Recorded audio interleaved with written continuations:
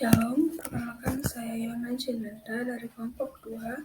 Di sini saya akan menjelaskan sedikit tentang sistem pencernaan yang dibawakan oleh Bapak Ahmad Fahruroji CS, SSI, MSc. Sistem pencernaan adalah sistem organ dalam tubuh manusia yang berfungsi menerima makanan, mencerna menjadi zat-zat gizi dan energi, menyerap zat-zat gizi ke dalam aliran darah, serta membuang bagian makanan yang tidak dapat dicerna atau merupakan sisa-sisa proses dalam tubuh. Proses pemecahan makanan menjadi molekul sederhana yang melibatkan organ-organ dan kelenjar-kelenjar pencernaan. Pertama, pencernaan mekanis, yaitu pengubahan makanan dari bentuk kasar menjadi halus dengan bantuan gerakan alat-alat pencernaan seperti gigi dan juga lambung. Yang kedua yaitu pencernaan kimiawi, yaitu pelarutan makanan oleh enzim-enzim pencernaan mengubah makanan bermolekul besar menjadi bermolekul kecil. Yang selanjutnya yaitu fungsi organ pencernaan. Yang pertama, menghancurkan makanan menjadi yang lebih halus. Yang kedua, mengeluarkan zat-zat yang tidak dapat dicerna oleh tubuh. Yang ketiga, menyerap zat-zat makanan yang larut sehingga masuk ke dalam darah. Alat-alat pencernaan meliputi bagian mulut hingga anus. Dimulai dari mulut, di mana kita memasukkan makanan ke dalam mulut dan akan dipecah-pecah melalui proses mekanis dan dihancurkan melalui proses enzim atau kimiawi. Lalu, makanan tersebut akan tercampur dengan kelenjar ludah dan akan menuju ke kerongkongan agar bisa masuk ke lambung. Di lambung terjadi proses pemecahan oleh enzim-enzim pencernaan dan juga dari lambung menuju ke usus halus, di mana makanan tersebut yang mengandung nutrisi tersebut akan diserap oleh usus halus. Lalu dari usus halus pergi ke pankreas, di mana di sini terjadi pembentukan enzim dan juga penyerapan protein, karbohidrat, serta lipid. Lalu menuju ke hati, di hati terjadi proses pembentukan insulin dan juga penyerapan nutrisi-nutrisi sisa. Lalu akan menuju kantung empedu, di sini terjadi penyerapan racun-racun yang dikandung dalam makanan tersebut, dan ke usus besar, di mana di usus besar ini terjadi proses pembusukan dan juga penyerapan air-air, serta penyerapan vitamin dan juga antibodi. Lalu menuju rektum, di mana rektum tersebut mempunyai otot-otot yang berfungsi untuk mengeluarkan feses. Karena itulah, kita selalu dilarang untuk mengejan pada saat membuang feses, karena itu dapat merusak fungsi-fungsi rektum dan juga merusak otot tersebut. Dari rektum, maka kita bisa mengeluarkan feses tersebut melalui anus jika rektum telah memberikan informasi ke otak dan akan disampaikan ke anus. Lalu yang selanjutnya, saluran pencernaan, yaitu saluran yang memproses makanan dengan mengunyah dan menelan serta mencampur.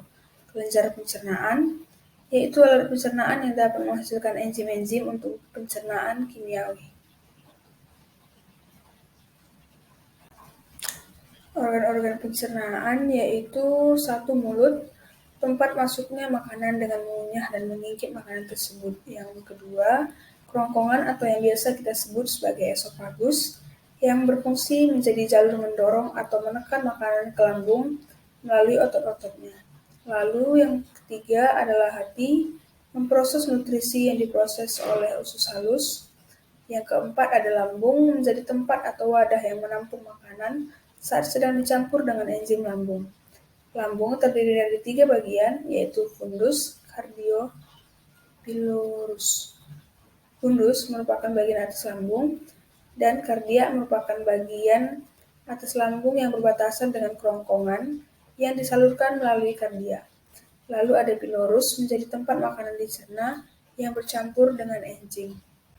Selanjutnya ada pankreas yang berfungsi sebagai mengeluarkan enzim pencernaan ke dalam yang akan memecah lemak, protein, dan juga karbohidrat. Lalu ada usus halus, yaitu penyerapan jalur utama yang menyerap nutrisi dari makanan seperti lemak, karbohidrat, protein. Lalu usus halus terbagi menjadi 3, yaitu duodenum, yang biasa dikenal dengan usus 12 jari. jejunum yaitu usus kosong, dan juga ileum yaitu usus pencernaan. Yang selanjutnya ada usus besar, memproses limbah atau sisa-sisa makanan yang tidak diperlukan oleh tubuh. Usus besar tersebut terdiri dari 3 bagian, yaitu transverse, ascending, descending. Prosesnya akan dimulai pada ascending dan juga ke transverse, lalu ke descending. Lalu yang selanjutnya ada kantung empedu, menyimpan dan mengkonsentrasikan empedu dari hati dan melepaskannya ke duodenum, disus kecil, serta membantu menyerap dan mencerna lemak. Yang ke-9, menghubungkan usus besar ke anus. Tugas rektum adalah menerima feses dari usus besar. Lalu ada anus, merupakan bagian terakhir dari saluran pencernaan yang akan menjadi tempat keluarnya feses dari saluran pencernaan. Lalu di sini kita bisa melihat proses-proses sistem pencernaan yang dimulai dari makanan masuk ke dalam mulut, dikunyah dan dipecah-pecah menjadi bagian yang lebih kecil, dimasukkan ke esofagus, lalu di situ akan terjadi proses penyaluran makanan ke lambung. Dari lambung yaitu terjadi proses pemecahan oleh enzim lambung dan lambung itu menjadi tempat menampung makanan tersebut. Lalu kemudian pada usus halus terjadi penyerapan air, mineral, dan juga nutrisi. Dan akan diteruskan menuju usus besar menjadi tempat sisa-sisa penyerapan makanan, lalu kemudian ke rektum yang akan menerima feses dari usus besar dan akan menuju anus yang menjadi bagian terakhir, yaitu di mana kita akan mengeluarkan feses-feses yang telah diolah melalui sistem pencernaan. Lalu pada sistem pencernaan itu kita bisa mengenal beberapa kelainan atau penyakit seperti paroritis atau penyakit gondong, yaitu penyakit yang disebabkan oleh virus yang menyerang kelenjar air ludah di bagian bawah telinga. Akibatnya kelenjar air ludah menjadi bengkak. Yang kedua ada sembelit, yaitu kesulitan atau jarang defekasi yang mungkin karena feses keras atau kering, sehingga terjadi keniasaan defekasi yang tidak teratur. Lalu yang ketiga ada serotonia, merupakan rendahnya produksi air liur dan kondisi mulut yang kering, membuat makanan kurang tercerna dengan baik. Sekian penjelasan saya tentang sistem-sistem pencernaan. Maaf jika ada kesalahan dalam tutur kata. Semoga teman-teman bisa lebih mengerti dan akan lebih paham lagi ke depannya. Terima kasih. Shalom.